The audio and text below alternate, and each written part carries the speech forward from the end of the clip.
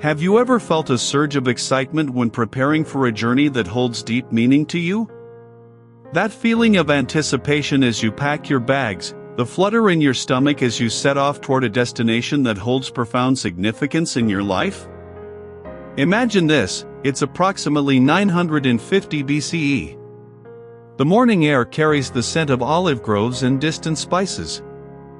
You're part of a group of pilgrims making the arduous journey to Jerusalem for one of the three major festivals: Passover, Shavuot, or Sukkot. The journey is long, the terrain challenging, but your heart is light. Why? Because you're heading to the city that King David established as Israel's capital just a few decades earlier, the city where the magnificent temple would soon stand under his son Solomon's direction. As you travel along the ancient paths that wind through the Judean hills, your group begins to sing. These are not just any songs, they are the Psalms of Ascent, 15 special psalms traditionally sung by pilgrims as they ascended to Jerusalem. And among them is Psalm 122, a beautiful expression of joy and reverence for the holy city. I was overjoyed when they said to me, "Let us go to the house of the Lord." And now, here we stand, within your gates, O Jerusalem. This powerful opening of Psalm 122 captures the essence of spiritual pilgrimage, not just in ancient Israel, but in the human experience throughout the ages. Today, we're going to explore this profound text, unpacking its historical context, its theological significance, and its timeless message for our lives today. The psalm we're focusing on was written by King David himself, around 1000 BCE, during a pivotal period in Israel's history. David had recently captured Jerusalem from the Jebusites and established it as his capital. This wasn't just a political move, it was deeply spiritual. By bringing the Ark of the Covenant to Jerusalem in approximately 997 BCE, David was establishing the city as Israel's religious center as well. Psalm 122 belongs to a collection known as the Songs of Ascent, which includes Psalms 120 to 134. These 15 psalms were specifically composed for pilgrims traveling to Jerusalem for the three annual festivals mandated in the Torah: Passover in the spring, Shavuot 7 weeks later, and Sukkot in the fall. These journeys weren't just religious obligations, they were communal experiences that strengthened the national identity of Israel. Jerusalem sits approximately 2,500 feet above sea level, higher than most of the surrounding territory. So regardless of where pilgrims came from, they literally had to ascend to reach the holy city.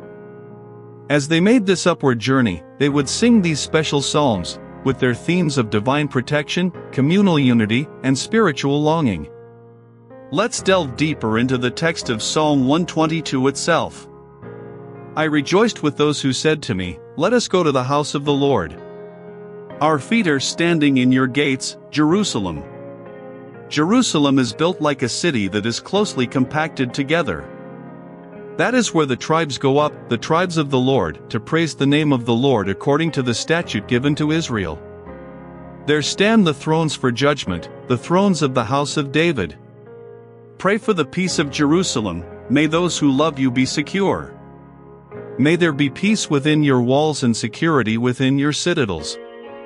For the sake of my family and friends, I will say, peace be within you. For the sake of the house of the Lord our God, I will seek your prosperity. The psalm begins with an expression of joy, not just any joy, but the specific delight that comes from spiritual anticipation. The psalmist isn't merely going on a trip, he's responding to an invitation to encounter the divine. This joy arose from the anticipation of worship, of standing in God's presence, of being part of something greater than himself. In the ancient Near Eastern world of the 10th century BCE, religious practices were typically tied to specific locations.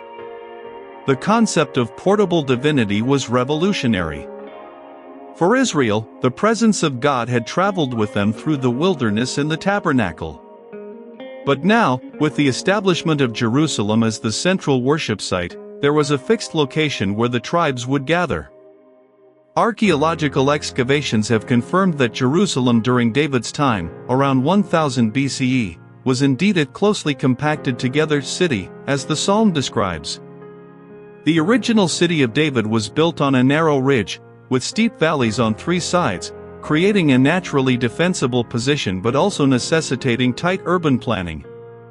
The city measured only about 12 acres, smaller than many modern shopping malls, yet it served as the political and soon-to-be religious center for the entire nation. When the psalm mentions the tribes go up, it's referring to the 12 tribes of Israel. Prior to the united monarchy under David, these tribes had maintained significant independence, with tribal loyalties often superseding national identity. The pilgrimages to Jerusalem served a crucial unifying function. 3 times each year, representatives from all 12 tribes would converge on Jerusalem, reinforcing their common heritage, faith, and national purpose. The statute given to Israel refers specifically to the commandments in Exodus 23 verse 17 and Deuteronomy 16 verse 16, which required all Israelite males to appear before the Lord 3 times annually. These pilgrimages weren't optional, they were fundamental to Israel's covenant relationship with God. The mention of thrones for judgment highlights Jerusalem's dual function as both religious and administrative center. King David had established his capital there, and it became the seat of royal justice. In ancient Near Eastern cultures, the king was considered God's representative, responsible for maintaining justice according to divine standards. The courts of Jerusalem, therefore, carried tremendous significance. They were where divine justice was meant to be implemented in human affairs. The heart of the psalm comes in the exhortation to pray for the peace of Jerusalem. The Hebrew word for peace, shalom, carries much richer connotations than the English translation suggests. Shalom encompasses wholeness, completeness, prosperity, and well-being. It's not merely the absence of conflict but the presence of everything that makes for human flourishing. This prayer for Jerusalem's peace wasn't just nationalist sentiment. Jerusalem's welfare had implications for the entire region. As the religious center, its stability and prosperity affected the spiritual life of the nation. As the political center, its security impacted the entire kingdom's safety. The phrase "May those who love you be secure" creates a connection between one's attitude toward Jerusalem and one's own well-being. This reflects a fundamental biblical principle: what we value and invest in shapes our own experience. Those who cherished Jerusalem and contributed to its welfare would themselves experience security. The psalm moves from the general to the specific, from the community to the personal. For the sake of my family and friends brings the concern for Jerusalem's peace to an intimate level.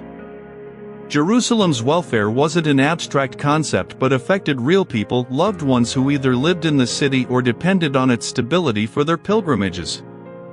Finally, the psalm concludes with a commitment: for the sake of the house of the Lord our God, I will seek your prosperity. This wasn't passive well-wishing but an active dedication to Jerusalem's welfare. The psalmist's concern for the city stemmed ultimately from his reverence for God, whose house resided there. For David, writing around 1000 BCE, the house of the Lord would have initially referred to the tabernacle he established in Jerusalem for the Ark of the Covenant. His son Solomon would later build the magnificent First Temple, completed around 957 BCE, creating a permanent house for Israel's worship. To truly appreciate Psalm 122, we need to understand the significance of pilgrimage in ancient Israel. Unlike modern travel, undertaken primarily for leisure or business, religious pilgrimage was a sacred obligation and a profound spiritual experience. The journey to Jerusalem often took days or even weeks, depending on one's starting point. From Galilee in the north, the journey could take up to a week.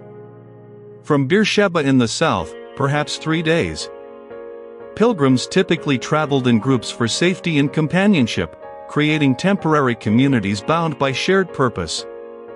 These journeys followed established routes, with rest stops and water sources known to experienced travelers. Archaeological evidence has uncovered ancient roadways and inns dating back to the First Temple period, 10th to 6th centuries BCE. The Roman Empire would later develop this infrastructure further, establishing the famous imperial road system that facilitated travel throughout the Mediterranean world. As pilgrims approached Jerusalem, the anticipation would build. The city sat on a hill, becoming visible from miles away. Imagine the emotional impact of seeing the gleaming limestone structures after days of difficult travel, especially the temple, which historical accounts describe as breathtaking, with gold ornamentation that reflected the sunlight so brilliantly that approaching pilgrims had to avert their eyes. Historians estimate that during major festivals, Jerusalem's population could swell from its usual 25,000 to over 100,000 people. The city transformed during these times, with temporary accommodations set up to house the influx of pilgrims. The surrounding villages, including Bethany and Bethphage, also served as overflow housing areas. The pilgrimage experience culminated in worship at the temple. The sacrificial system, established in the Torah and supervised by the priestly lineage of Aaron, provided the structure for this worship. Different offerings were prescribed for different occasions, with the priests serving as intermediaries between the people and God. What makes Psalm 122 remarkable is its enduring relevance. While it was written nearly 3,000 years ago for a specific religious context, its themes speak to universal human experiences. The joy of anticipation described in the opening verse resonates with anyone who has looked forward to a meaningful reunion or significant event.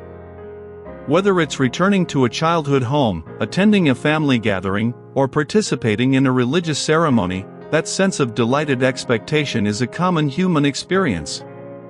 The Psalm's emphasis on community, Jerusalem is built like a city that is closely compacted together, speaks to our inherent need for connection. Humans are social beings, designed to live in relationship with others. In our increasingly digital age, where physical proximity is often replaced by virtual connection, there's a growing recognition of the value of actual community, of being compacted together with others who share our values and commitments. The prayer for peace reflects humanity's perpetual longing for harmony and well-being. Every generation faces its own conflicts and challenges. The specific threats to Jerusalem in David's time, neighboring kingdoms with imperial ambitions, differ from today's geopolitical tensions, but the desire for peace remains constant. Perhaps most significantly, Psalm 122 models active concern for the welfare of places and institutions that foster spiritual growth and community well-being. The psalmist doesn't merely wish Jerusalem well, he commits to seek your prosperity. This engagement, this willingness to invest ourselves in what we value, transcends time and culture. Jerusalem's history since David's time has been tumultuous. The city has been conquered, destroyed, rebuilt, and contested numerous times. The first temple, built by Solomon around 957 BCE, was destroyed by the Babylonians under Nebuchadnezzar in 586 BCE. The Second Temple, completed around 516 BCE and massively renovated by Herod the Great starting in 19 BCE, was demolished by the Romans in 70 CE. Throughout these upheavals, Psalm 122 has remained a touchstone for those who view Jerusalem as sacred space.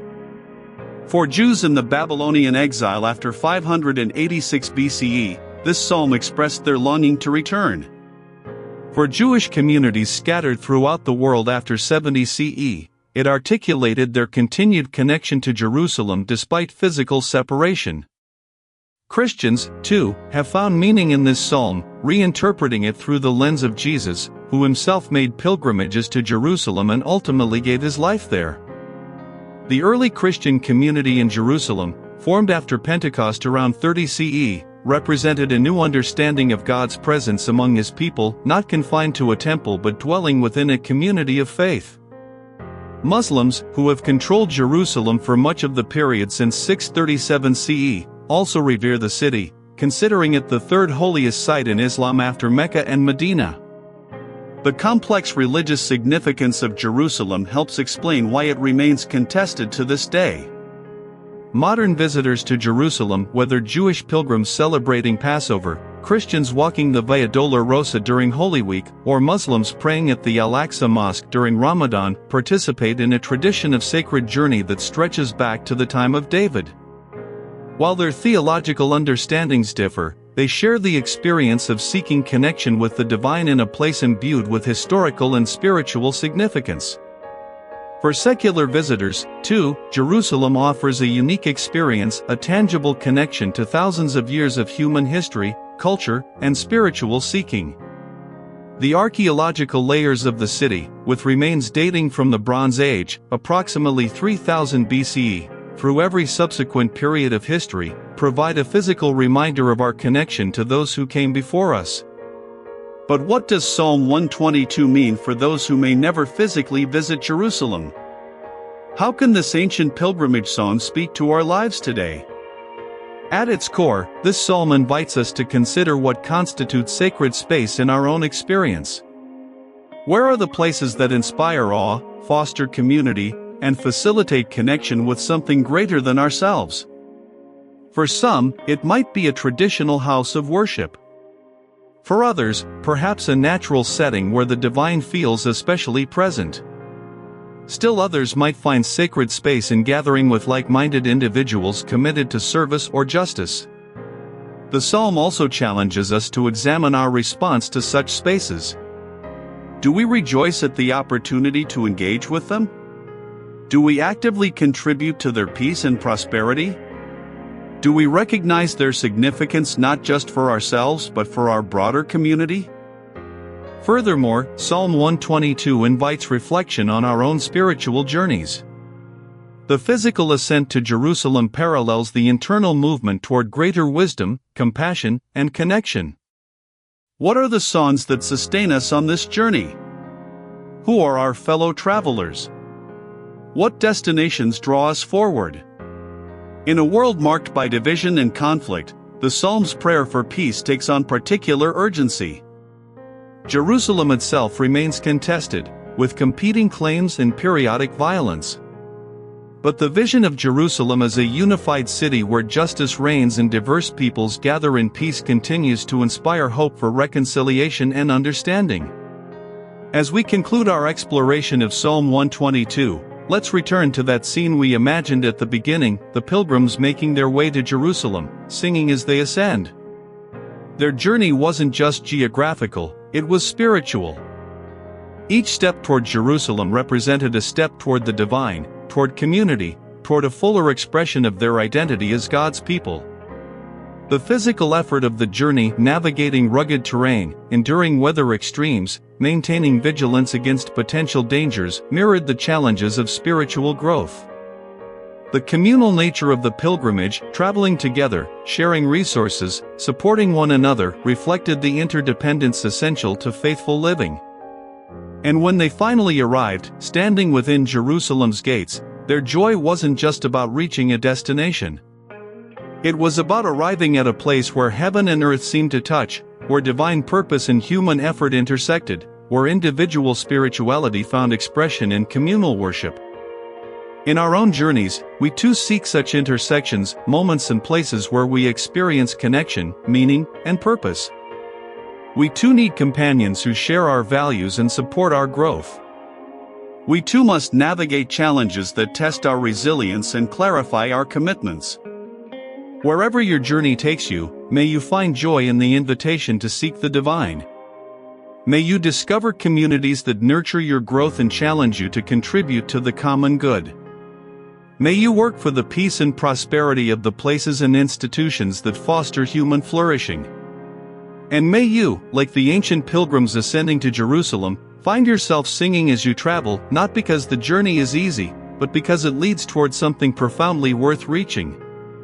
Before you go, I want to personally invite you to be part of our growing community here at Prayer Universe. If this video touched your heart or brought you peace, take a moment to hit that subscribe button and turn on notifications so you never miss a prayer or message that can uplift your spirit. But most importantly, I'd love to hear from you. In the comments below, share just one word or phrase of motivation that this video inspired in you, whether it's hope, gratitude, peace, or something else. Your words matter deeply to us because they help guide the content we create for this channel. Together, let's build a space filled with faith, encouragement, and connection. Thank you for being here, and remember, every prayer counts. See you in the next one.